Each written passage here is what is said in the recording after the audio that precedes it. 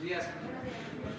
Vamos a informar como todos los martes sobre el pulso de la salud y con énfasis en la pandemia, que es lo que más nos afecta y preocupa. Entonces vamos a iniciar de esta forma y luego quiero dar a conocer que está por salir el almirante Ojeda, secretario de Marina, hacia Quintana Roo con la directora de Protección Civil para estar ahí pendiente por este huracán que se aproxima, Delta. Hemos estado desde ayer dándole seguimiento y también en comunicación con el gobernador de Quintana Roo, pero vamos a hablar un poco más sobre eso, terminando el informe de salud. Adelante. Con su permiso, señor presidente, muy buenos días. Todos ustedes los saludo con afecto y a los que nos escuchan en otras formas. En el pulso de la salud, hoy presentamos el informe técnico diario y también como tema complementario se va a tratar el comportamiento de la epidemia en las entidades federativas, que lo hemos estado haciendo ya en las últimas semanas porque tiene significado, tiene interés, tiene importancia y desde luego nos da una visión muy completa de lo que está sucediendo en el país, desde luego estado por estado. Es el día 128 de la nueva normalidad y tenemos que seguir ubicando el riesgo epidemiológico que hoy nos advierte, por señalarlo en 2 o 3 estados, como vamos a ver en las palabras de Hugo López-Gatell. Como dato indiscutible, ustedes saben que llevamos 9 semanas con descenso continuo de la epidemia a nivel nacional y en un apartado especial, además, tomando en cuenta el valor de la vigilancia epidemiológica, que existen muchos documentos en atención, en respeto a la sociedad, a los que nos escuchan y además que leen todos esos documentos,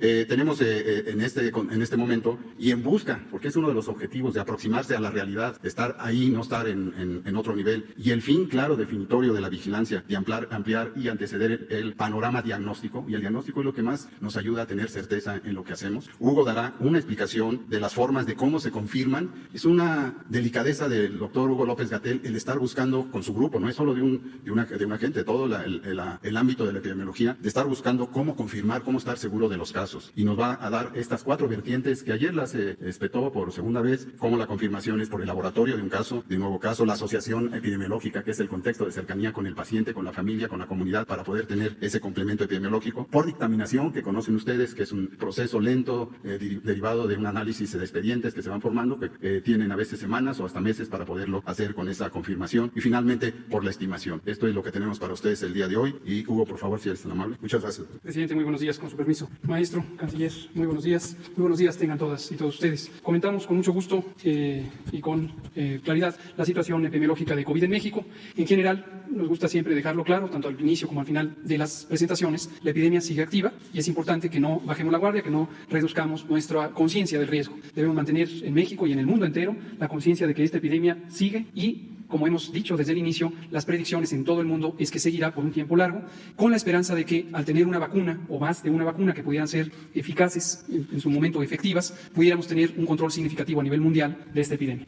Hemos comentado también como contexto que en la región de Europa Occidental se vive en este momento un rebrote o un repunte después de que tuvieron una intensa transmisión al inicio de la epidemia, entre enero y el verano, más o menos en julio, donde hubo la mayor transmisión en Europa. Hubo un breve periodo de poca transmisión, poca dispersión del virus SARS-CoV-2, pero al menos desde agosto, en algunos casos, en algunos países desde julio, empezaron una intensa transmisión. Esto es en Europa principalmente. En el continente de América tenemos varios países que tienen transmisión muy activa todavía y que se mantienen activas las epidemias, en algunos casos con curvas epidémicas que reflejan una intensa transmisión. En la región asiática, ayer por la tarde hablamos también y presentamos curvas epidémicas de la región del Mediterráneo oriental y se muestra también cómo hay una intensa transmisión. En el caso de México, tenemos todavía transmisión, pero tenemos una noticia alentadora que acumulamos ya 9 semanas consecutivas de disminución de la intensidad epidémica, y lo comentaré ahora mostrando los distintos indicadores que reflejan esto. Estamos en este momento posiblemente acumulando una 10ª semana consecutiva de disminución, en la medida en que en la semana 39 del año se muestra también que abre con una disminución del 6%. En este momento estamos en la semana 41 y, como es convencional en la vigilancia epidemiológica de México y del mundo,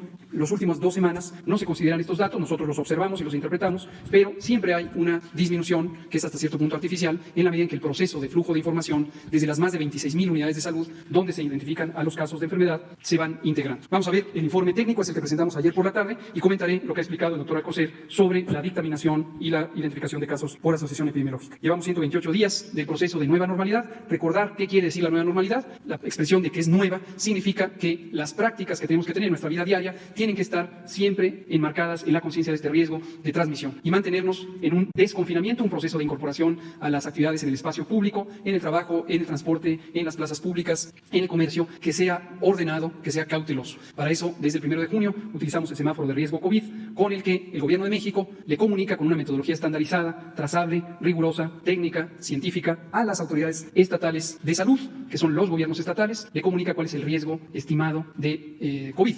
Y cada autoridad sanitaria estatal va disponiendo de medidas administrativas para este desconfinamiento. Y por lo tanto, todos los 32 gobiernos estatales tienen una responsabilidad de ir ejecutando estas acciones de una manera muy cuidadosa. Ya se ha visto éxito en la disminución de la transmisión y también compartimos, además del gusto de que la población de México es la protagonista principal al mantener apego a estas medidas de precaución, desde luego el reconocimiento a los 32 gobiernos estatales, quienes han tenido estas acciones muy juiciosas, muy cautelosas. Vamos a ver la primera imagen, es la curva epidémica. La curva epidémica, como a estas alturas esperamos la mayoría de quienes escuchan las conferencias lo tiene claro, es una representación visual de la ocurrencia de los casos de enfermedad a lo largo de varias semanas. En esta imagen concretamente es por semana y hemos puesto ya desde la primera semana del año. Notarán ustedes que anteriormente la poníamos a partir de la semana 10, que es la primera semana de marzo. No poníamos lo otro porque en esas primeras 9 semanas no habíamos tenido caso alguno de COVID-19 en México. Pero ahora estamos poniendo todo el trayecto desde la primera semana del año y hasta la semana 39 en lo que ven en esta imagen.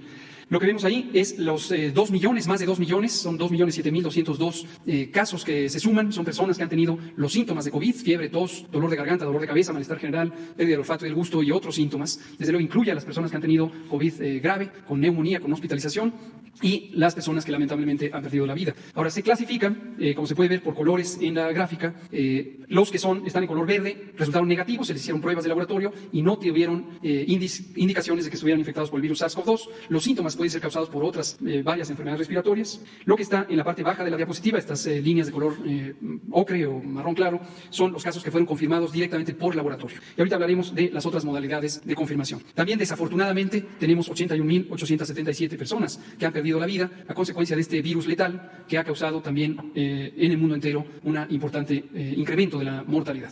Veamos el primer índice de reducción, desde luego es el número de casos que se registran en cada semana. Pueden ver ustedes en esta gráfica, esta curva epidémica, que es como si fuera una montaña, que llegó a un punto máximo en la semana 29. La semana 29 del año es la última semana de julio y a partir del 1 de agosto empezó a disminuir el número de casos registrados semana por semana. También vemos en una línea naranja el porcentaje de confirmación. Este es uno de los índices muy útiles. Esto quiere decir, de cada 100 personas que tienen las manifestaciones de COVID y que se les toma una muestra de secreciones respiratorias, de líquidos respiratorios, de nariz y garganta para el diagnóstico por laboratorio, ¿cuántas resultaron positivas? En la semana 29, momento máximo de la transmisión en México, a finales de julio, teníamos 59% y a partir de ahí ha ido reduciendo. En la semana 39, hace 2 semanas, teníamos 38% y esto ha ido reduciendo progresivamente. Veamos la siguiente diapositiva, por favor. Lo que se ve aquí también en esta gráfica es la misma idea, es una gráfica que parece una montaña. Se ve con mayor claridad en la línea azul claro los casos que han sido estimados como positivos. Tenemos a los que directamente se confirman por laboratorio y tenemos otros que tienen los síntomas de COVID-19 y asumimos que si se les hubiera tomado una muestra, 38%, casi 4 de cada 10, hubieran resultado positivos. Y los incorporamos a la estadística. ¿Por qué es importante eso? Porque en México hemos buscado una vigilancia epidemiológica amplia que no depende exclusivamente de las pruebas de laboratorio. Por eso ha habido cierta inquietud en algún segmento de la población respecto al número de pruebas que se realizan en México y hemos indicado que tenemos una vigilancia epidemiológica que tiene 12 componentes técnicos que lo hemos explicado también varias veces en la conferencia de prensa técnica de la tarde, de las que ya llevamos 218 y hemos identificado puntualmente cuáles son estos componentes. Y uno de ellos es la vigilancia por laboratorio, pero no es desde luego el único. La señal que nos muestra esta gráfica es que existe esta reducción de 9 semanas consecutivas en el cambio más reciente registrado, que es lo reportado, anunciado aquí, que es entre la semana 38 y la 39, tenemos una reducción de 5%. Y así lo iremos siguiendo. Vemos en este recuadro verde que está en la diapositiva, que nos habla de los casos activos, 34.915 casos activos estimados, que representan 4% de todos los que se han acumulado y son los que ocurrieron en los últimos 15 días. También varias veces hemos comentado la importancia de tener claro la diferencia de los casos que se suman suman desde el inicio de la epidemia, tanto en México como en el mundo, respecto a los casos que están activos. Aunque es importante, con fines estadísticos y de entender la carga final de enfermedad que esta epidemia ha representado, y sumamos los casos desde el inicio, los que realmente están en este momento en capacidad de contagiar o que están sufriendo enfermedad son los casos activos. Desde luego, sin perder de vista que hay las personas que tuvieron enfermedad grave, que tienen periodos de recuperación más prolongados y que pudieran estar todavía hospitalizadas, hay varios que están hospitalizados, a pesar de que su inicio de enfermedad ya pasó de los 15 días. Pero en términos del riesgo de contagio, solamente los que ocurrieron en las últimas 2 semanas son los que tienen posibilidad de contagiar. Todos los demás, los de agosto, los de julio, los de junio, los de mayo, etcétera, desde el primero del caso que ocurrió el 28 de febrero, ya no son casos, ya son personas con historia de haber tenido COVID, pero que se han recuperado. En términos técnicos de epidemiología, incluso representan un elemento alentador en la medida en que las personas que se recuperaron, muy probablemente la gran mayoría, desarrollaron inmunidad. Inmunidad es la condición biológica, la condición de funcionamiento del organismo que nos permite resistir a una nueva infección. Ayer la Organización Mundial de la Salud reveló una cifra estimada de 10% de la población mundial. La población mundial tiene más de 7.000 millones de habitantes y reveló que 10% de ellas, 700 millones de habitantes del mundo entero, probablemente ya tuvieron exposición a COVID y se asume que la mayoría son inmunes. La importancia de esto es que entre más grande sea la cantidad de personas que tuvieron COVID y que afortunadamente no perdieron la vida, esto va a ayudar a que se detenga la epidemia. Ese es el efecto que se buscará en su momento cuando existan vacunas, que las personas tengan resistencia biológica, anticuerpos, respuesta celular, que les impida contagiarse. Vamos a ver ahora lo que comentaba ya el doctor Alcocer. Esto lo destacamos también. Hoy aparecen varias notas en primera plana, algunos periódicos de circulación nacional, que destacan este tema que tratamos ayer por la noche y ojalá que pueda quedar claro lo que explicamos ayer por la noche de cuántos casos nuevos hay, cuántos casos fatales o muertes ocurrieron en las últimas 24 horas y cuántas son producto de esta reclasificación. ¿Por qué es importante? Porque hoy nos llama la atención ver primeras planas que hablan de que tuvimos una cifra récord de mortalidad con más de 2.700 casos fatales, como si estos fueran los que ocurrieron entre el domingo 4 de octubre y el lunes 5 de octubre, es decir, ayer. No es así, lo puntualizamos ayer, no es así. Afortunadamente, no tuvimos esa cifra récord de muertes. Tuvimos lo que generalmente estamos teniendo, que ahorita está en promedio en unas 310 defunciones por día, todas y cada una de ellas muy lamentables, todas y cada una de ellas lamentables, pero afortunadamente, en términos de la interpretación que se puede hacer técnica y científicamente sobre el curso de la epidemia, son cada vez menos por día, son cada vez menos por día. Entonces, no hubo del 4 de octubre al 5 de octubre 2.700 defunciones en México. Lo que ocurrió es lo que explico a continuación. La vigilancia epidemiológica, un término técnico para referirse a cómo las autoridades sanitarias de los países y también de los estados vigilan una condición de salud que afecta a la población. Es un proceso técnico que está establecido por la Ley General de Salud, también por la norma oficial mexicana 017 de México. La norma especifica los lineamientos de vigilancia y por un conjunto amplio de lineamientos técnicos que se van actualizando periódicamente. Una inquietud que ha existido en el mundo entero es tener la mayor capacidad de detección oportuna de los casos. Para tener la capacidad de detección oportuna es importante utilizar los distintos mecanismos de detección de casos de enfermedad que puede haber, porque lo que interesa es no solamente observar lo que está ocurriendo, sino actuar sobre lo que está ocurriendo y lograr disminuir el tiempo de respuesta, por ejemplo, el tiempo que tarda una persona enferma en acudir a la atención médica y que se pueda hacer acciones médicas que permitan salvarle la vida. Hemos insistido en que las personas que tienen los síntomas de COVID, fiebre, tos, dolor de garganta, dolor de cabeza y otros, y que además tienen condiciones de riesgo, enfermedades crónicas, diabetes, obesidad, sobrepeso, tabaquismo, enfermedad pulmonar y cardíaca crónica, inmunosupresión, acudan pronto a los hospitales. También las personas que tienen 60 o más años de edad, acudan pronto, porque eso ayuda a poder hacer intervenciones que disminuyen la probabilidad de morir. También es importante detectar a las personas enfermas en su comunidad y para ello hay brigadas, hay grupos de trabajo técnico en las entidades federativas que dependen de las secretarías estatales de salud y que están realizando actividades de detección en comunidad. Y esta detección se basa en varios mecanismos.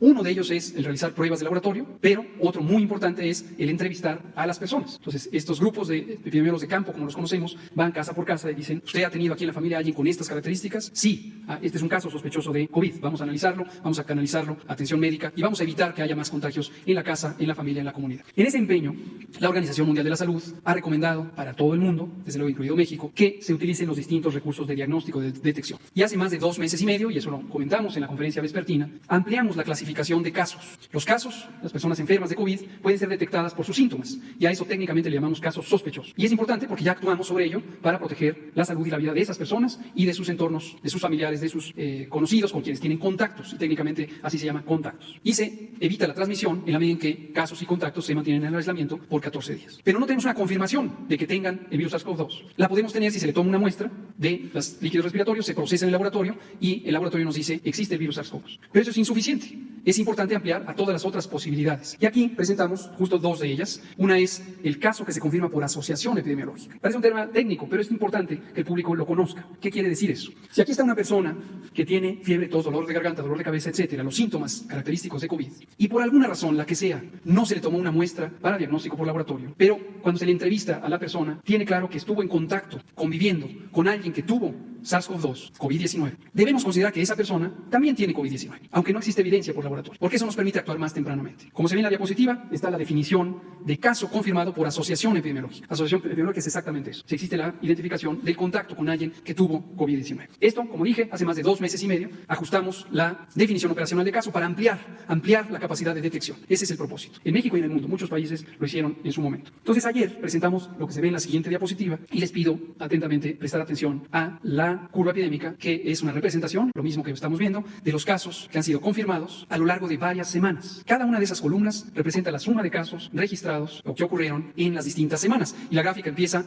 en la semana 1, el 1 de enero, y está hasta la semana 39. Vean ustedes, la zona de color café claro o pálido son los casos confirmados por laboratorio, a quienes se les hicieron muestras y salieron positivos al virus SARS-CoV-2. Y arriba de la gráfica ven un pequeño segmento de color verde claro, son los casos que fueron confirmados por asociación epidemiológica. No hay evidencia de laboratorio, pero hay el reconocimiento de que la persona enfermó y en los últimos 14 días antes de tener síntomas estuvo en contacto con alguien que tuvo COVID. Esa es la asociación epidemiológica. Esos casos suman 24.120 y no ocurrieron entre el domingo y el lunes. Ocurrieron a lo largo de varias semanas del año, pero fueron clasificados por un trabajo muy dedicado que hace el personal del Sistema Nacional de Vigilancia Epidemiológica del país. También, casi imperceptible aquí en forma visual, pero lo veremos en la siguiente gráfica, hay 578 casos, en su mayoría son casos fatales de funciones, que fueron clasificados por dictaminación. Y hemos hablado en la conferencia técnica también de la dictaminación. La dictaminación quiere decir una persona llegó con neumonía grave, con insuficiencia respiratoria y falleció, una o varias. Y no hubo manera de tomarle una muestra para diagnóstico por laboratorio. Y esto hace varios meses era motivo de conversación y de columnas periodísticas y de primeras planas, lo recordarán. Y la inquietud es, no los están registrando a todos. Y lo comentamos. Claro que lo estamos registrando. Desde el 10 de abril se estableció una guía técnica para el correcto llenado del certificado de defunción, en su momento lo presentamos, que requiere que la persona que llene el certificado de defunción, generalmente una persona del equipo médico, considere que si la persona que falleció tiene los síntomas característicos de COVID, debe considerarse como probablemente COVID. Entonces las hemos estado registrando. Y venía después el proceso de dictaminación. Hay comités de vigilancia epidemiológica en los 32 entidades federativas, desde luego hay un comité nacional, y también en las 276 jurisdicciones sanitarias. Y ahí se hacen comités, son grupos de personas expertas técnicamente dedicadas a esto, que revisan los expedientes y encuentran la evidencia para decir, hay datos de convicción de que la persona tuvo COVID-19. Veamos la siguiente diapositiva, que nos muestra el detalle. Solamente de los que se agregan ahora, teníamos los 765.082 casos confirmados por laboratorio, le agregamos ahora 24.120, que es lo que se ve ahora en detalle en las columnas verdes, que corresponden a la pequeña cresta que había en la otra diapositiva, y en las columnas de color magenta, 578. Se ve también por entidad federativa, que es esta gráfica, cómo se ha ido incorporando en la estadística las confirmaciones por dictaminación y por asociación epidemiológicas. Finalmente, este ejercicio técnico es convencional en la vigilancia epidemiológica del mundo entero, atiende a recomendaciones generales de organismos técnicos especializados en salud, como la Organización Mundial de la Salud, como la Organización Panamericana de la Salud. Este proceso en donde se adicionan casos que se presentaron en semanas anteriores ha ocurrido en varios países del mundo, en España, en Reino Unido, en Francia, en Italia. Si ustedes revisan las estadísticas de esos países, que las publica la Organización Mundial de la Salud y varios otros sitios de información, verán que de repente hay unos pequeños saltos. Se suman casos, se suman defunciones y se registran en el día en que se presenta públicamente la dictaminación, pero no ocurrieron en un solo día. Entonces, si usted a lo largo de hoy está expuesta a diarios nacionales que dicen que se ajustaron las cifras y que hay un nuevo cifra récord de casos o de defunciones, tenga claro que es una interpretación técnicamente incompleta, quizá errónea, que está haciendo ver algo que no ocurrió, que es un incremento brusco de la mortalidad. No ocurrió así. Lo que tenemos es una reclasificación que nos permite tener una estadística más robusta. Ahora, desde luego, hay que dejarlo muy claro, las personas que fallecieron. Y es triste, es lamentable, nos duele a todas y todos, así sea una sola persona que pierda la vida. Entonces, no confundir el esfuerzo técnico de tener claridad sobre lo que ocurre, que es el propósito que tenemos desde el principio, siguiendo recomendaciones científicas y técnicas, con el dolor humano que nos causa, así sea una sola defunción. Pero como indistintamente, a veces en los medios de comunicación y otras expresiones públicas, por ejemplo en las redes sociales, se mezclan estas dos ideas, queremos dejarlo muy en claro. Termino con la presentación de los dos indicadores de ocupación hospitalaria. En esta gráfica se puede ver que también ya bajamos un punto porcentual en la ocupación de camas de hospitalización que corresponden a personas que tienen infección respiratoria aguda grave, es decir, COVID y otras causas, y bajamos un punto porcentual. A nivel nacional tenemos 27%, solamente el Estado de Nuevo León subió y ahora está en más del 50% de sus camas COVID ocupadas, pero en general el resto del país va a la baja. Y en el último indicador es el de camas destinadas a personas con infección respiratoria grave que están críticamente enfermos y requieren ventilación mecánica asistida, requieren lo equivalente a la terapia intensiva, 22%, bajamos también un punto porcentual respecto a la semana anterior. En síntesis, sigue la epidemia en México y en el mundo. En el mundo tenemos rebrotes amplios y grandes en varias regiones. En la medida en que la epidemia esté activa en cualquier parte del mundo, en todas las partes del mundo, existe el riesgo de que repunte. En México llevamos 9 semanas completas y estamos en el curso de la 10ª, en la que va disminuyendo todos los indicadores que reflejan la intensidad de la epidemia. Esto empezó a ocurrir desde la primera semana de agosto y, como advertimos también, con la llegada de la época invernal, el otoño y el invierno, es seguro que tenemos la temporada de influenza y es probable, es una predicción que se ha hecho en todos los países del mundo, que podríamos tener un repunte o rebrote. No se requiere haber terminado una epidemia para considerar un rebrote. Rebrote se considera simplemente cuando, en vez de disminuir, que es lo que está ocurriendo durante 9 semanas, pudiera cambiarse la tendencia y empezáramos a tener un aumento en el número diario o semanal de casos. Por lo tanto, hay que seguir con las precauciones, hay que seguir con un desconfinamiento ordenado, lento, guiado por la evidencia y mantener las precauciones generales, la sana distancia a 2 metros de todas las demás personas, usar el cubrebocas en particular en espacios públicos cerrados donde no es posible mantener la sana distancia, lavarnos las manos, si tenemos síntomas, no salir a la vía pública, excepto que se trate de personas con alto riesgo de complicarse, mayores de 60 años de vida, con enfermedades crónicas, no se espere. Por favor, vaya al hospital lo más pronto posible si usted tiene más de 60 años de edad, alguna enfermedad crónica y presenta los síntomas de COVID, fiebre, tos, dolor de garganta, dolor de cabeza, malestar general. Muchas gracias. Con su permiso, señor presidente, señor secretario, señor subsecretario, señoras y señores. Presento el reporte correspondiente a nuestra estrategia de política exterior contra el COVID-19 de la última semana. En primer lugar, respecto a repatriaciones de mexicanas y mexicanos, ya llegamos a 17.744. Destaca en primer lugar Colombia con 2.087, Perú 1.930, Argentina 1.600 mexicanas y mexicanos repatriados y después Francia con 1.368.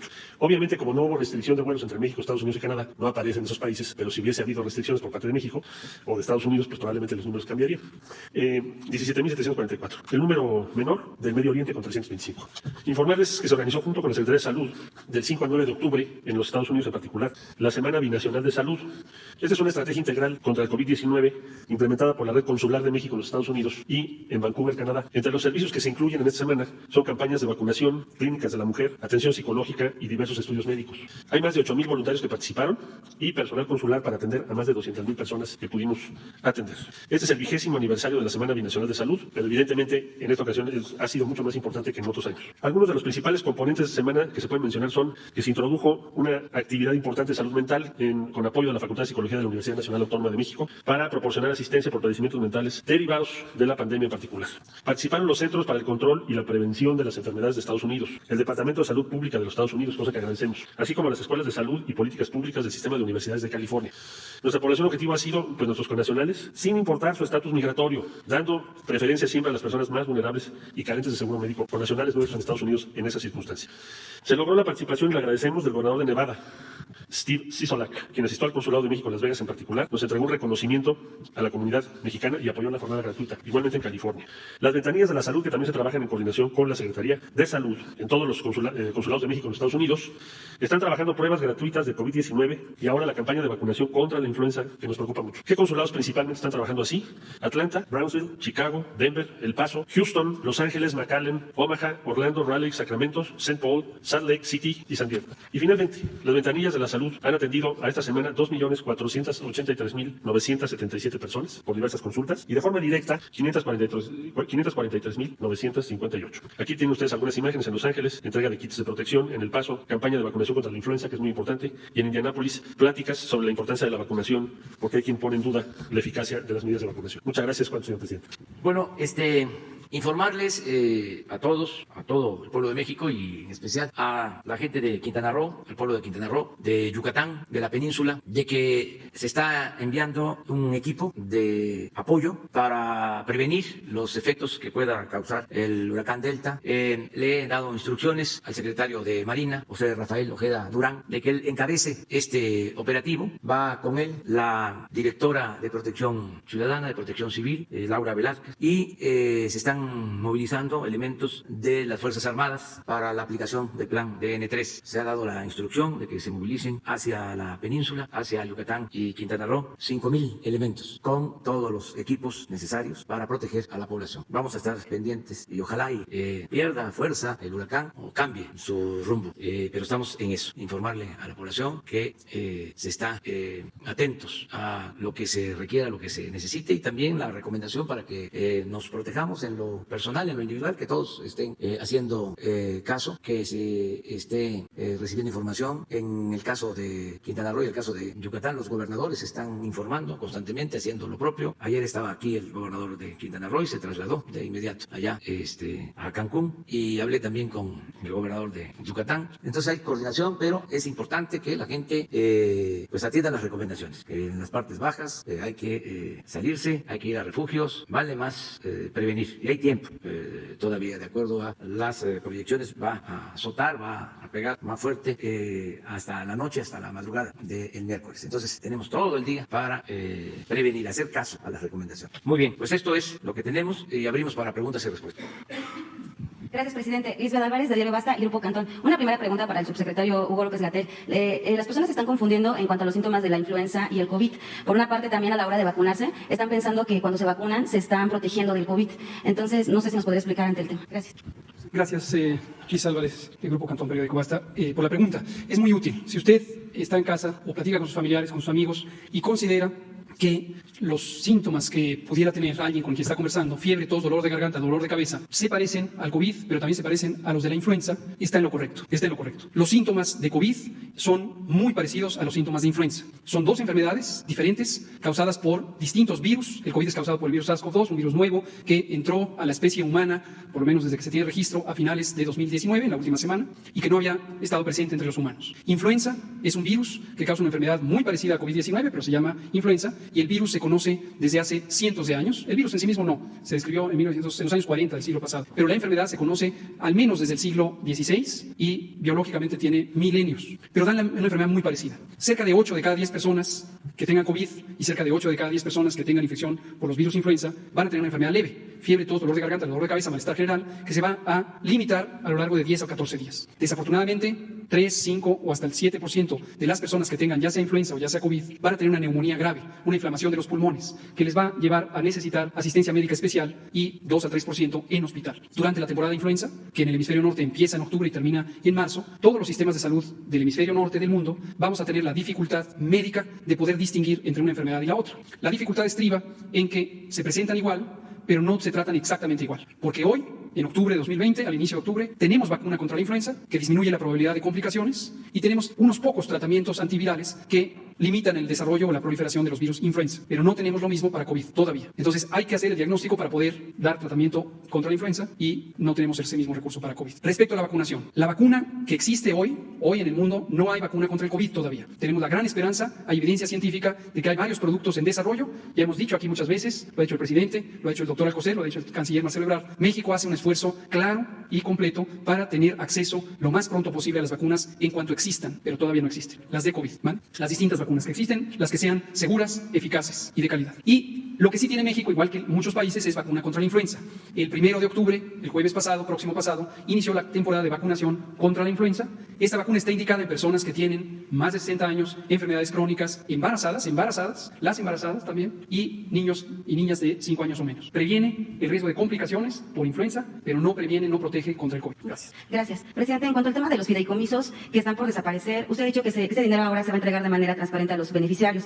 ¿Nos podría explicar de cada uno qué dependencia será la encargada de aplicarlos y los mecanismos que se utilizarán? Sí, pues repito lo que estoy sosteniendo desde hace mucho tiempo. Es parte de uno de los compromisos que hice en el Zócalo cuando tomé posesión de la presidencia, la de desaparecer fideicomisos y también fondos que se manejan de manera discrecional, sin transparencia, fideicomisos para todo, con aparatos burocráticos, muchos de ellos, donde se queda el dinero, no le llega el apoyo a la gente. Son aparatos que se fueron creando en el tiempo para duplicar funciones de la administración pública para no tener ningún control o tener manga ancha y poder manejar los recursos sin fiscalización. En algunos casos también entregar recursos a quienes no los necesitan solo por ser allegados a quienes mandan o deciden en el gobierno. Entonces vamos a poner orden. Son más de 100 fideicomisos los creados por ley, pero hay otro tanto,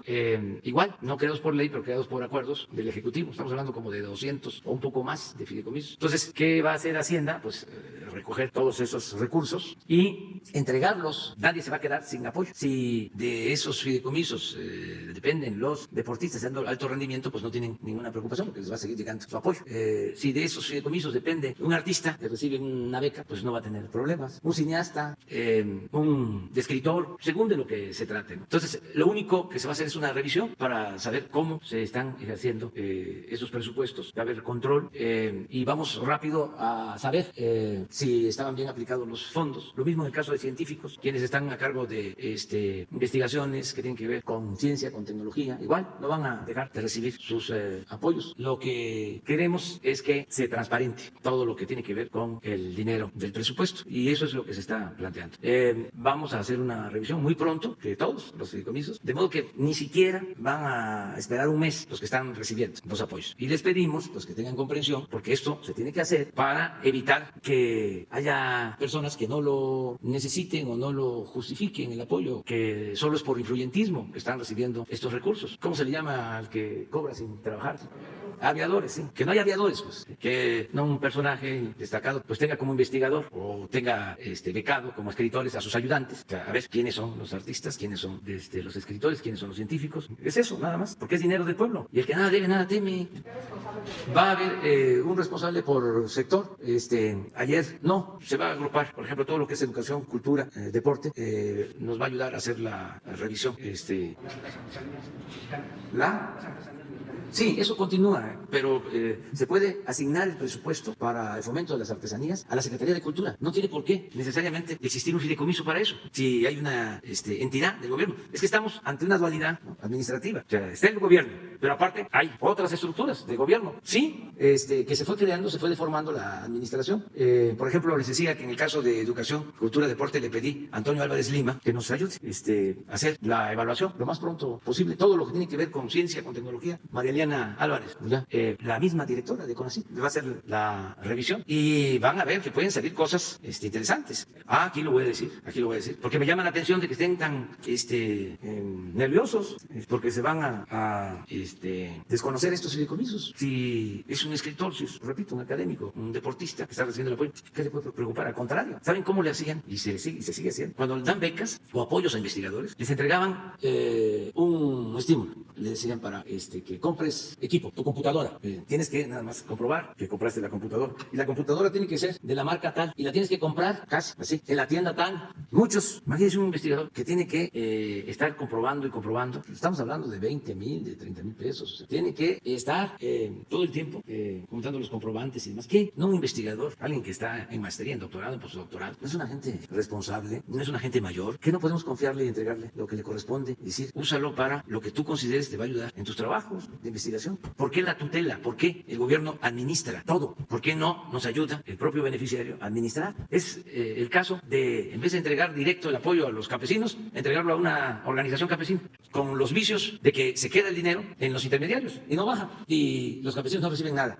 Pero los dirigentes con camionetas último modelo. Así era antes. Entonces ya no se entrega nada con intermediario. Es lo mismo que vamos a presentarles en unos días acerca de los créditos del Infonavit y del FOBIS. Ya van a ser créditos directos al trabajador. El trabajador va a decidir libremente qué hace con su dinero, con su crédito. Si compra un terreno y le alcanza para un pie de casa, o tiene su crédito y están vendiendo un departamento y le parece que está a buen precio. ¿Por qué se le tiene que dar el crédito y se le va a obligar a que compre un departamento en una unidad habitacional que se construyó en una barranca, en una zona de riesgo, distante completamente de donde trabaja? Además, un huevito de 30 metros cuadrados, carísimo, porque hacían jugosos negocios los inmobiliarios, las empresas, con los funcionarios y políticos. ¿Saben qué argumentan quienes no aceptan que se entregue de manera directa este apoyo? De que el trabajador o la persona necesita asesoría técnica, necesita que lo guíen, necesita que lo asesoren, que lo tutelen. No, ¿cómo se hacen las casas en el país? La mayoría de las casas, pues se las hace la gente. Ellos van van juntando sus recursos para comprar sus materiales y los que pueden, pues contratan a un ingeniero amigo, un arquitecto que haga ahí un diseño, si no un maestro de obra y les rinde. Pues así va a ser ahora, directo. Vamos a reformar la ley para que no haya intermediación. Es lo mismo esto de los fideicomisos. Entonces por eso hay pues alguna protesta. Se piensa que se va a dejar sin apoyo, ¿no?, a la cultura. El otro día estaba yo leyendo un artículo de quien plantea que las becas que están otorgando para la educación de los jóvenes pues no tienen que ver con mejorar la educación. Increíble ese planteamiento, que se está destinando mucho dinero a entregar becas, que no se deberían entregar las becas, porque eso no ayuda a mejorar la calidad de la enseñanza. Imagínense, si no fuese por las becas, muchísimos no podrían estudiar. Yo estoy aquí, llegué a ser presidente porque estudié con una beca. Si no, no hubiese yo terminado la escuela. La terminé de milagro. Y eso por el apoyo. Imagínense que vivía en una casa del estudiante tabasqueño y nos daban hospedaje, y nos daban alimentación, nos llevaban comida, la leche, el pan, costales de pan, carne que decíamos que era de caballo, pero en unos paquetes, y una cocina aquí en la colonia Guerrero, una casa grande. Vivíamos 80 y nos daban hospedaje, comida. Y lo mismo la universidad, la UNAM, no era, y afortunadamente sigue siendo así, de paga. Y antes, como se impulsaba la educación pública, como se debe de impulsar también ahora, y es lo que estamos haciendo, de cada 10 que presentábamos examen para ingresar a la UNAM, pasábamos 9 en el tiempo que yo estudié. Ahora de cada 10 pasa 1, 2, porque cambió la política educativa. El propósito era que estudiara el que tenía para pagar colegiatura, para pagar una escuela privada. Y siempre lo digo, no estoy en contra de las escuelas privadas. El que tiene para pagar una colegiatura está en su derecho. Pero el gobierno está obligado a garantizar la educación pública gratuita, de calidad, en todos los niveles escolares. La educación no es un privilegio, es un derecho del pueblo. Eso es completamente contrapuesto al conservadurismo. Lo otro que hicieron mucho durante el periodo neoliberal es que se hablaba de calidad más que de cobertura. Se empezó a hablar de la excelencia en la educación. Claro que es importante la calidad en la enseñanza, sí, pero también el acceso, porque aún sin la calidad, aún tratándose de un estudiante que por sus condiciones económicas sociales va con un atraso a ingresar a la universidad, el hecho de ir a la universidad, de ir a la escuela, que es el segundo hogar, lo conduce por el camino del bien. Si no tiene la posibilidad, si se le rechaza, nada más porque, a ver, van a estudiar los mejores. Y además, hasta mentían, porque no era que no pasaran el examen de admisión, sino que no había cupo. Ya lo hemos dicho aquí, se presentaba el examen, 125 preguntas, pero nada más hay 500 espacios. Entonces vamos a dejar que entren los que pasen, los que contesten bien, de las 125 preguntas, 123. Y el que contestó bien, 122, ya no entró. Entonces no es que reprobaban o reprobaran el examen de admisión, es que no había cupo. Entonces la mentira era, no pasó el examen de admisión. Nada, lo que querían era acabar con la educación pública. Y en la concepción conservadora, que estudiara el que tuviese posibilidad económica para pagar una escuela privada. Creció la matrícula de las escuelas privadas en el periodo neoliberal, en el nivel superior, como nunca, pero también llegó a un límite, porque ¿de dónde saca la gente para pagar colegiatura si la mayoría de nuestro pueblo desgraciadamente vive en la pobreza? Entonces ese es un modelo fallido, de modo que las becas sí son muy importantes para que se pueda estudiar. Nada más que hay que ir poco a poco haciendo labor para lograr convencer, ¿no?, a la gente. Hay algunos que están ya pues muy influenciados por el conservadurismo y ya no ven otra cosa, pero la labor nuestra es estar haciendo conciencia siempre. Gracias, buenos días, señor presidente. Demián Duarte, de Pasión por los Negocios, Política Rock and Roll Radio, Lobos FM de Sonora. De hecho, bueno, primero que nada, muy agradecidos estamos en Sonora por la reciente visita que hizo de 3 días a nuestro estado. Una efeméride particular, estuvo usted en el Estadio Héctor Espino el domingo. Casualmente se cumplían 48 años de la inauguración del Estadio Héctor Espino, donde, bueno, pues hay grandes memorias deportivas. La verdad, la comunidad de Hermosillo y de Cajemel están muy agradecidos por conservar ambos estadios. Es muy importante para nosotros preservar la memoria histórica. Señor presidente, tengo 2 asuntos. Son temas de allá de mi región. Casualmente, bueno, mi región incluye al estado de Chihuahua, pero primero le quiero plantear unos temas de Sonora en particular. Señor presidente, estuvo usted con nosotros y abordó el tema de la carretera, nada más que fue la carretera federal 2 de la que se habló. La 15 no, y la 15 sigue pendiente. Debe recordar, yo mismo le traje el tema. Faltan alrededor de 800 metros de la carretera por terminarse, y es una cosa increíble, pues ya la hemos bautizado como la carretera interminable, y parece que la irresponsabilidad de esta empresa que tiene en sus manos ese tramo que se llama Petros y Asfaltos, pues no tiene límites. Quisiéramos saber, señor presidente, si se tomaron medidas ya. Se sabe que incluso se le intentó hacer una notificación al propietario de la empresa, un señor de nombre Uriel Silva, y que no lo localizaron. Entonces nos gustaría saber qué es lo que va a suceder con la carretera.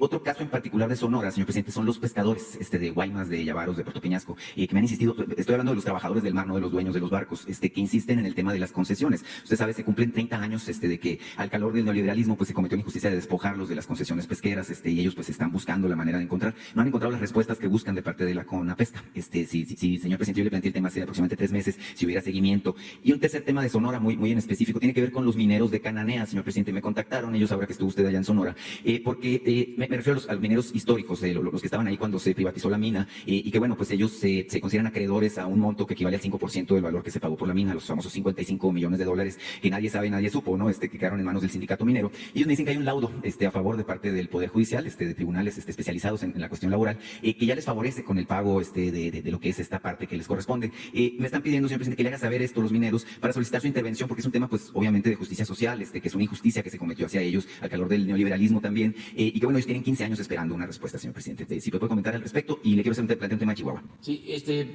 ya estamos por resolver lo del tramo que hace falta de la carretera. Ya no quiero ni mencionar cuándo se va a iniciar y cuándo se termina, porque hay como un maleficio.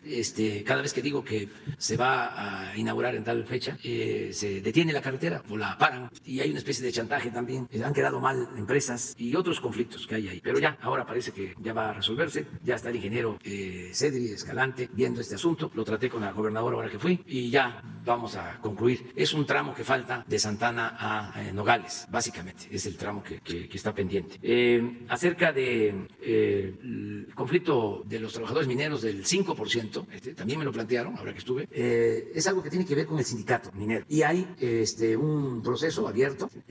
Eso, tengo entendido, fue lo que llevó a la expulsión, al exilio, al dirigente sindical, a Napoleón Gómez Urrutia. Y tiene que ver con unas diferencias que hay al interior del propio sindicato. Entonces nosotros tenemos que esperar que haya un laudo, que una autoridad competente sea la encargada de resolver esto. Es que de hecho lo hay. Incluso yo traigo algunos documentos que, si me permite, le entrego a Leticia Ramírez, aunque tiene conocimiento ya pleno del tema. Sí, vemos, pero todavía, al parecer, esa es la información que yo tengo, porque me lo acaban también de plantear en Sonora, todavía está sin resolverse en definitiva este asunto, ¿no? Entonces, si hay un mandato judicial para que se actúe, nosotros lo vamos a hacer.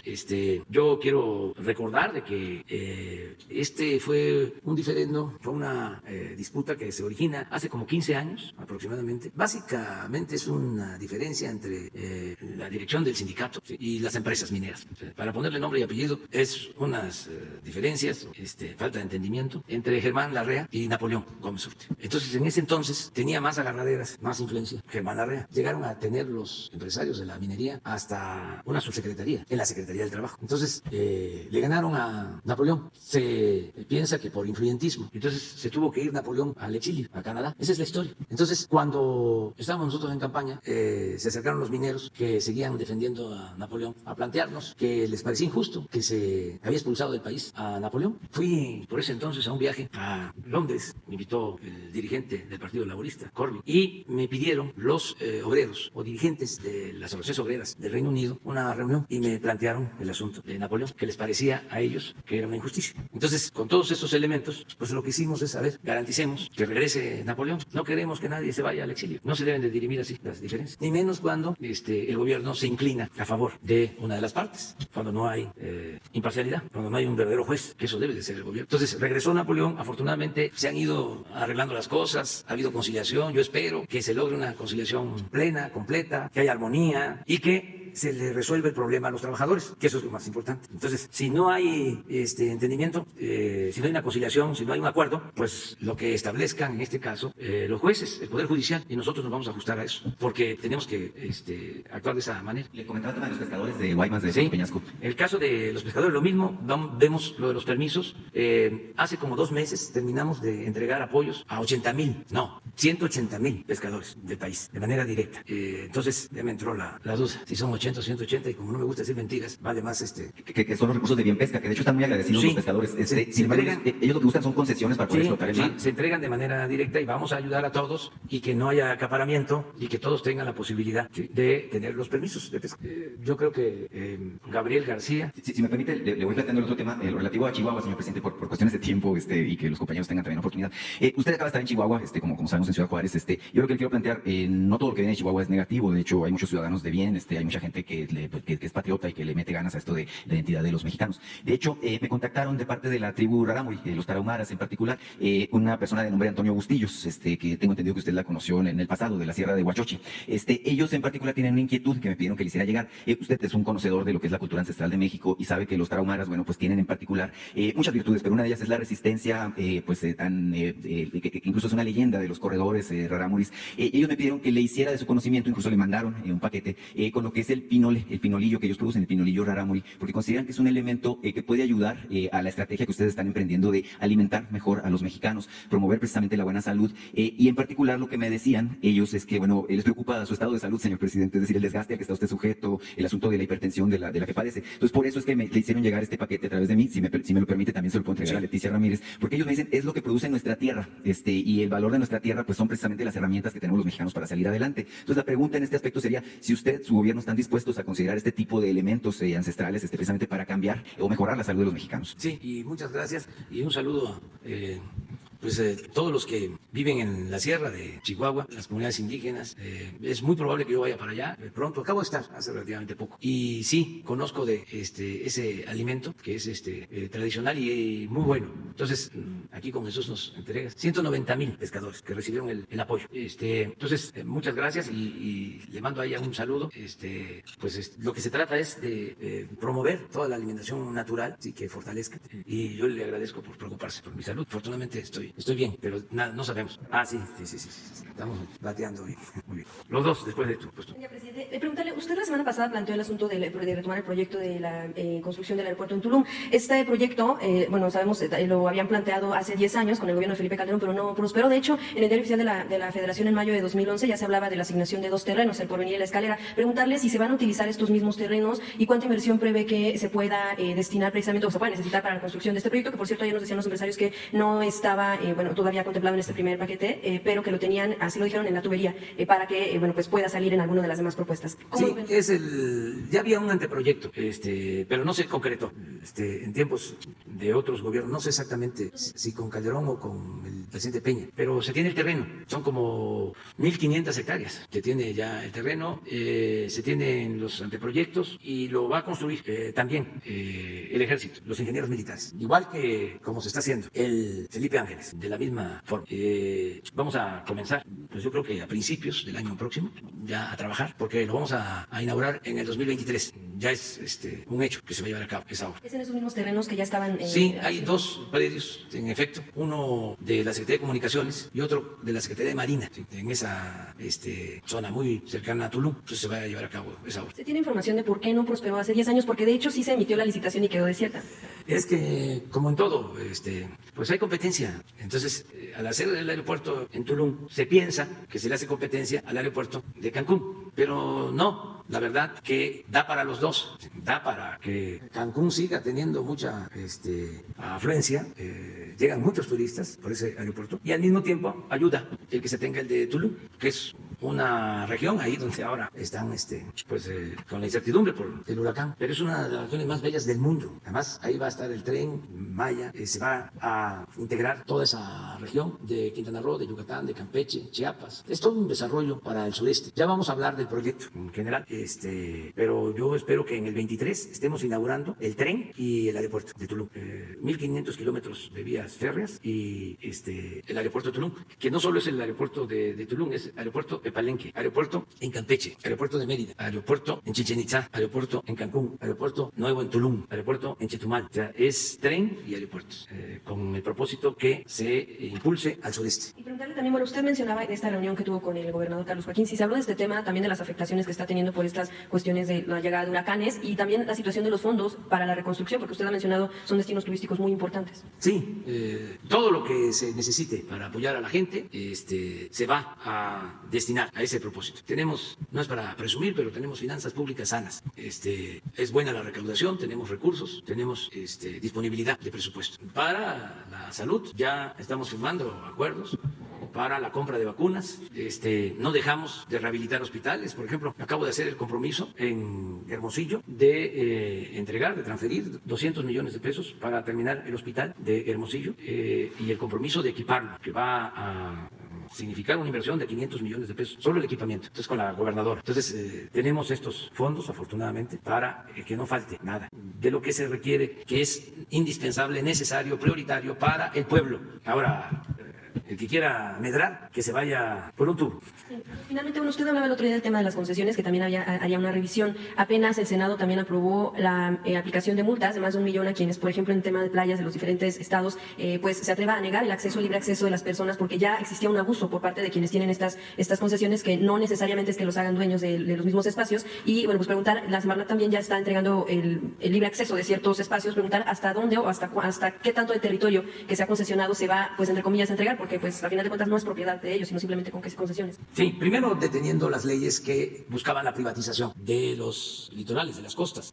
Había un proyecto de ley, eso se los dejo ahí de tarea, digo respetuosamente, ¿no? Para que busquen quién presentó esas iniciativas, ya estaban a punto de aprobarse. Como la privatización por completo del agua, ya tenían aprobado, incluso en comisiones, la reforma a la ley. Nosotros paramos eso cuando todavía no estábamos en el gobierno, pero ya estaban por privatizar por completo las playas. Hay un proyecto con ese propósito, revísenlo, y había el proyecto de privatizar el agua. Entonces, vamos a que pues la gente pueda ir a las playas, porque son pocas las playas públicas. Se apoderaron casi de todo. Ahora estamos viendo cómo resolvemos un conflicto de tiempo atrás en la colonia Colosio, en el municipio de Solidaridad, de Playa del Carmen, donde también ahí estamos buscando que se deje un espacio considerable de playas para la gente y se regularicen los lotes, porque es un problema que data de tiempo atrás, que no les han entregado las escrituras a la gente. Ahora voy para allá. Voy el fin de semana, voy a supervisar el Tren Maya, voy a todos los tramos, o sea, voy Chiapas, voy Campeche, voy Yucatán y Quintana Roo. Y voy además, porque si ahora está lo de la amenaza del huracán, allá voy a estar. Y la semana que viene voy a ir a Oaxaca, Chiapas, y voy a ir a Tabasco. Quiero ir a la presa Peñitas, porque vamos a tomar decisiones para que ya nunca más se vuelva a inundar la planicie de Tabasco, porque se debe no solo a las lluvias, la inundación, sino al mal manejo de las presas, que no turbinan, no generan energía para no hacerle competencia a las particulares. Entonces se llenan las presas de agua. Entonces cuando llueve, cuando hay tormentas, huracanes, pues las tienen que desaguar y sueltan el agua e inundan, porque en las modificaciones que han hecho a las leyes, las hidroeléctricas no están consideradas como estratégicas y no les permiten subir la energía a la línea, no las despachan, de lo más absurdo que puede haber. Entonces eso lo vamos a resolver, pero voy a ir allá, porque hay cosas que se mantienen por la inercia y porque sigue la misma actitud. Acuérdense de que el porfiriato fueron 34 años y ni la revolución pudo arrancar de raíz, sobre todo las prácticas políticas. La revolución pudo avanzar en lo social, pero en lo político se trasladó el régimen porfirista a la época posrevolucionaria. Se dice, por ejemplo, que don Adolfo Ruiz Cortines fue el que decidió la regla o definió la regla de que el presidente ponía a los gobernadores, a los diputados federales y a los senadores, y que los gobernadores hacían lo mismo, les correspondía poner a los presidentes municipales y a los diputados locales. Pues no, fue don Adolfo. Eso viene de Porfirio Díaz, esa regla. Claro, se mantuvo. El besamanos, el tapado, el dedazo, todo eso es de Porfirio Díaz. Entonces, este régimen neoliberal, que yo llamo neoporfirista, duró 36 años. El porfiriato 34, pero esto 36, imagínense el efecto que tuvo, no solo por los cambios políticos, cuántas modificaciones le hicieron a la Constitución para permitir el saqueo, cuántas reformas aprobaron para privatizar bienes públicos, con el mandato desde el extranjero de las llamadas reformas estructurales. Es impresionante el número de reformas que hicieron a la Constitución para ajustar el marco legal a las necesidades de robo, de hurto, de saqueo de nuestros bienes. Entonces, por eso 36 años impactaron mucho, no solo en estas reformas políticas legales, sino en la mentalidad. Colonizaron bastante, aculturizaron, para decirlo coloquialmente, lavaron cerebro a muchos. Es un sistema que se mantuvo por mucho tiempo. Entonces, tenemos que ir poco a poco cambiando y ya va lográndose. ¿Cómo el tema del agua con Chihuahua se sigue sin tener diálogo con el gobierno del estado? Y si se ha tenido otra comunicación con Estados Unidos, sigue corriendo el tiempo. Se está trabajando para cumplir con el convenio. En el caso de Chihuahua no se ha podido lograr ningún acuerdo porque ellos no quieren entregar la cuota que les corresponde. Creo que no es el pueblo de Chihuahua, hay que diferenciar, no es la gente, son los intereses, es la cúpula, los que están utilizando este asunto delicadísimo con propósitos electorales. Eso es todo, pero sí se causa un daño porque todos los otros estados ya cumplieron y no hemos podido terminar de entregar todo el agua del convenio porque falta lo de Chihuahua. De todas maneras, estamos buscando la forma de que se cumpla, aún sin esta cooperación, este apoyo, porque pues está de por medio un compromiso del Estado mexicano y es un convenio, ya lo hemos dicho en otras ocasiones, que nos favorece. Nos entregan más agua a nosotros que la que nosotros les mandamos a ellos. 3 veces más agua recibimos que la que entregamos. Y eso lo saben los políticos que se oponen, porque en otros tiempos han entregado el agua. Ahora, como vienen las elecciones, piensan que con eso van a sacar votos y puede ser, ¿no?, que les ayude en lo electoral, pero se perjudica al país y nadie tiene derecho a comprometer o a poner en riesgo la estabilidad política del país, por legítimos que sean los intereses personales de grupo partidistas, no pueden estar por encima del interés nacional. Entonces, nosotros tenemos que cuidar, hablando en términos políticos, de que no se involucre a México en la campaña que se está llevando a cabo, la campaña política en Estados Unidos. Hasta ahora lo hemos logrado. Incluso había esta amenaza de una caravana que se organizó desde Honduras de manera así extraña, y en Guatemala, con el apoyo del presidente de ese país, por razones de salud, se les convenció a los que venían en esa marcha caravana de que no era conveniente que transitaran, que llegaran a México y que buscaran pasar a Estados Unidos. Y hicieron caso, se convencieron y ya ahí nos quitamos un peso, ¿no?, por la cercanía con las elecciones. Entonces nos quedó pendiente esto del agua. Afortunadamente, pues ha habido también comprensión de los gobernantes de Estados Unidos. Saben bien de que nosotros estamos haciendo lo que nos corresponde para cumplir con el compromiso. Lo único que ha habido es una carta del gobernador de Texas al Departamento de Estado. ¿Quieres informar sobre eso? Sí. Ha habido 19 reuniones binacionales, de hecho son institucionales, participa la SILA, como sabes depende de la Secretaría de Relaciones Exteriores, la parte mexicana, la sección mexicana, la sección estadounidense. En síntesis, es un tratado internacional negociado por México entre 1929 y 1944. El objetivo estratégico de México, de nuestros negociadores en aquellos años, fue que en la asimetría de poderes y de consumo de agua, por consiguiente, es decir, en la parte norteamericana había desde 1929 mayor consumo de agua y mayor expansión económica, que en esa asimetría México pudiera tener un trato favorable. Entonces, imagínate, de 1929 a 1944 fue la negociación y al final se logró una negociación muy buena porque México tiene 2/3 partes del agua, se comparte, el agua es una cuenca. Entonces, se considera uno de los ejercicios a nivel internacional más exitosos de un país. Por consiguiente, tiene que ver ya hoy en día con que México pueda tener acceso a esa cantidad de agua que ya mencionó el señor presidente. Y no hay razón para negarse a cumplir con ese tratado porque tenemos el agua. Entonces, hemos venido en las conversaciones planteando diferentes opciones, tenemos buena relación, no oculto que por supuesto hay tensiones, como suele ser, pero estimo que vamos a salir adelante. Sin embargo, no se justifica, como bien lo señala aquí el señor presidente, que por un interés electoral se ponga en entredicho una de las negociaciones más exitosas de México, pero además consumo de agua para 11 asentamientos humanos en nuestra frontera, que también hay que poner en la balanza. No solo es agua en teoría, es agua para qué, para consumo humano y para la actividad agrícola. Entonces, la prioridad de México es dar cumplimiento a lo que le corresponde, porque si no, cuando nosotros nos toque decir, oye, las 2/3 partes de agua que nos corresponden a nosotros, incluyendo grandes centros urbanos, nos digan ellos, pues no puedo. Por eso tenemos que cumplir, para proteger a toda esa población. Entonces, se tienen esas conversaciones y ese es el número de reuniones que ha habido hasta hoy. Y de parte de Estados Unidos, bueno, pues por supuesto que están presionando para que se cumpla en sus términos y en eso estamos trabajando ahorita. Vamos a cumplir, ya les iremos dando los detalles de lo que estamos haciendo, porque tenemos que salir adelante por las razones que ya expuse en este momento. Pero eso lo vamos a saber en las próximas semanas. ¿Cuál es la instrucción del presidente? Que se cumpla el tratado y que evitemos que se convierta en un tema electoral 15 días antes del proceso en Estados Unidos, porque el vencimiento de este ciclo es el 24 de octubre. Gracias, Esteban Durán, Expresión México, presidente. Retomando el tema de la compañera sobre la extensión de fideicomisos, ¿usted consideró ya el desempleo que puede haber a la eliminación de estos? Si bien es cierto que muchos aprueban que se entregue directamente los recursos a los beneficiarios, sin embargo, hay personas que estaban dependiendo de estos fideicomisos, ingenieros, arquitectos que prestaban sus servicios en inmobiliarias, las personas que vendían los departamentos o las casas que también se ganaban su comisión, o los mismos albañiles, presidente, entre otras cantidad de personas que estaban en estos fideicomisos. ¿Se ha considerado esto que podría haber un incremento de desempleo de estas personas, presidente? ¿Y cuál sería la reasignación de estos más de 68,000 pesos que tienen estos fideicomisos? ¿A qué rubro se reasignaría? ¿Al Tren Maya, a la refinería o a salud y educación, presidente? Si me puede, por favor, explicar. Bueno, son dos cosas distintas, ¿no? Una cosa son los fideicomisos y otra es el entregar los créditos de manera directa a los trabajadores que tienen derecho porque están en el Infonavit. Son cosas distintas. En el caso de los fideicomisos, es poner orden. Sí, a ver, ¿cuántos recursos se manejan en los más de 100 fideicomisos? Eso lo hace Hacienda. Sí. Si se tiene que ayudar a deportistas, a investigadores, a artistas, se sigue ayudando. No hay ningún problema. Incluso ellos van a salir beneficiados porque va a ser directo. Ya no van a necesitar intermediarios. Puede quedar gente que trabajaba en estos fideicomisos, empleados, porque era otro gobierno. No es una especie de estructura alterna. No se va a despedir a nadie, nada más saber cuántos dependían o dependen de estos fideicomisos. Porque lo que pasaba en el gobierno, y sigue pasando y tenemos que acabar con eso, es que el presupuesto, que es dinero del pueblo, se lo tragaba el gobierno. El gobierno estaba ensimismado.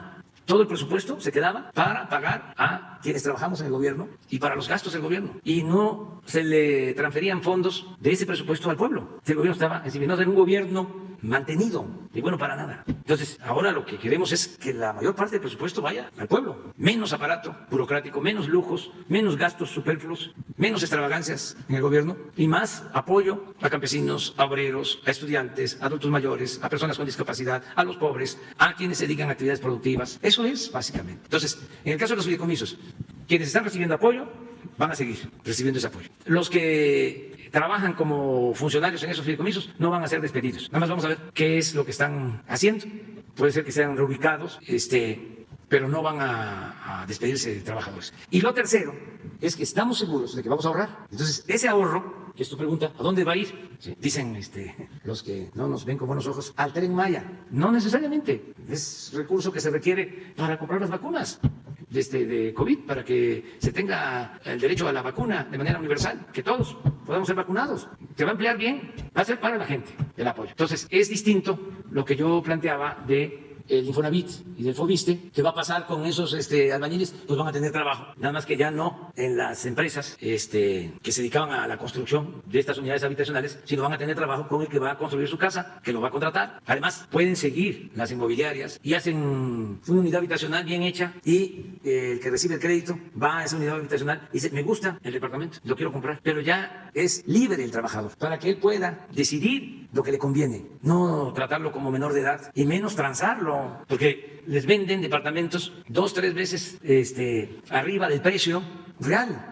¿Quieren que yo les recuerde quiénes hacían jugosos negocios construyendo unidades habitacionales? ¿Quién? Ese es un buen trabajo de investigación. O sea, se rayaban políticos y gente con mucha influencia. Pero ¿para qué los seguimos enojando? Presidente, otro tema que nos lleva hasta su tierra, hasta Tabasco, allá en el municipio de Centro, en el que usted ha estado diciendo que no se debe de privatizar pues, lo público. Estos servicios obviamente son para los mexicanos. Sin embargo, allá en Tabasco, en el ayuntamiento de Centro, que está gobernado por Evaristo Hernández Cruz, parece ser pues, que no le escucha, y él llegó precisamente por esta cuarta transformación, por este partido, y está privatizando el alumbrado público. Ya lanzó para ver quién quiere la concesión y que se haga la colocación de 30,000 luminarias en la que se va a endeudar el municipio por 10 años. Por 10 años se va a endeudar el municipio con una cantidad de 200 millones de pesos. Y es precisamente este mismo presidente municipal quien también quiso privatizar el Palacio Municipal. ¿Qué es lo que responde a este presidente, por favor? Porque Evaristo tiene que analizar este asunto. Es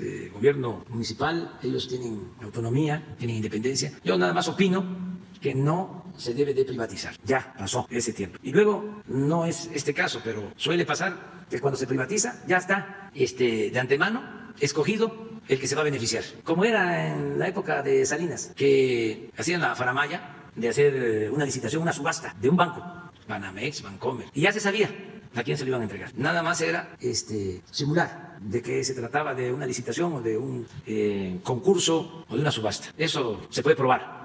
Cuando no le entregaron un banco a una empresa, a uno de estos empresarios, una empresa importante, también se los dejo de tarea, porque no voy a estar aquí señalando todo. Le dijeron, espérate que a ti te toca un banco. Y le dieron el banco, un banco importante. Cuando hicieron esa licitación de ese banco importantísimo, el que quedó en segundo lugar, que ya estaba también apalabrado, le dieron el siguiente. Cuando dieron ese otro banco, al que quedó en segundo lugar, le dieron el que inmediatamente entregaron. Y siempre los segundos lugares, eso lo pueden ver ustedes en un libro, porque tuvieron todavía el descaro de hacer un libro, le llamaban libros blancos. Entonces, vean lo que les estoy diciendo. Como los segundos eran los preferidos para la siguiente licitación. Entonces, cuando se habla de que vamos a privatizar la recolección de la basura, vamos a privatizar el agua, vamos a privatizar los reclusorios, privatizaron los reclusorios, las cárceles, las luminarias, ya. Por lo general se sabe quién es el que va a quedarse con el contrato. Y desde luego con un trato especial. Hasta hace poco de Hacienda le hablaban a los gobernadores, a los presidentes municipales para decirles, me estoy refiriendo a otros gobiernos, porque hace poco, pues no es de 2 años para acá, les hablaban y les decían, ¿quieres construir un hospital? ¿Quieres construir un reclusorio? Te lo autorizamos. Nada más que tiene que ser esta empresa. Y te vamos descontando de tus participaciones. Por eso hay hospitales, el de Zumpango aquí en el Estado de México, que lo van a terminar de pagar en 20 años. como 250 millones por año de presupuesto del Estado de México. Entonces, Evaristo, paisano, tome en cuenta todas estas observaciones, estos puntos de vista, y que te ayude Adán, que no sea cicatero Adán, que te ayude ahí para que no se privaticen las luminarias. Adán es un extraordinario gobernador, muy buen gobernador. Entonces, que se pongan de acuerdo, pero que no se privatice nada. ¿Qué es privatizar? Búsquenlo en el diccionario. Es convertir lo público en privado. Lo que es de todos pasa por un tiempo o por siempre. Por lo que por lo general dice, no, sigue siendo propiedad de la nación. Sí, nada más que es una concesión por 50 años, por 100 años, por el tiempo que sea. Entonces, Evaristo es muy buena persona y Adán también, el gobernador. Gracias, presidente. Finalmente, ahí está el tema de los outsourcing, de las empresas que se encargan de contratar a trabajadores para que presten sus servicios, ya sea en oficinas de gobierno o privadas. En ese sentido, hay una queja, presidente, de los empleados que están a cargo, que contrató la empresa Herlim en el Palacio de Bellas Artes. Empleados que casi ganan 4,000 pesos mensuales, sin ninguna prestación, presidente, y que además les atrasan su salario. Es el caso que esta quincena ya terminó, la quincena la de septiembre, y es el momento que no les han pagado. E incluso se quejan de que si ellos llegan a faltar, les descuentan el doble, lo cual obviamente pues viene a dañar el salario que les vienen dando. Entonces también es un llamado que le hacen, presidente, no nada más ahí, sino en otros lugares donde pues los outsourcing son los que están ganando lo que estos están trabajando día a día, presidente. Pues sí, nada más esa modalidad de contratación también es fruto podrido del periodo neoliberal. Aprovechamos, ¿no?, el viaje, la ocasión, para aclarar que eso surgió en el periodo neoliberal y va a haber una iniciativa de ley para hacer una reforma. Vamos a tratar de enderezar entuertos, todo lo que podamos. Hay una propuesta, un poco lo que hicimos con las Afores, sin extremismos, pero proteger a los trabajadores y corregir esos vicios de formaciones que se fueron creando durante el periodo neoliberal. Entonces ya hay una iniciativa de ley para ese propósito, porque sí son muchos los abusos. Hay estas oficinas de contratación que pueden tener hasta 10,000 trabajadores y de repente les dan de baja y no les consideran ninguna prestación. Muchas injusticias que se cometen. Entonces vamos a poner también orden en eso. Claro, no queremos que el empresario esté todo el tiempo ocupado en la administración. Pueden tener alguien que les ayude en la administración, pero que no se abuse de este mecanismo. Entonces tenemos que buscar un justo medio, pero sí vamos a ayudar a los trabajadores en este caso. Es más, hasta el gobierno contrataba de esa manera. Entonces todavía tenemos ahí que resolver, es como lo de los factureros, todavía no terminamos de limpiar, pero vamos a seguir adelante. Ya nos pasamos de tiempo, nos vemos mañana. Mañana no va a haber tema particular, mañana preguntas y respuestas. Nos vemos.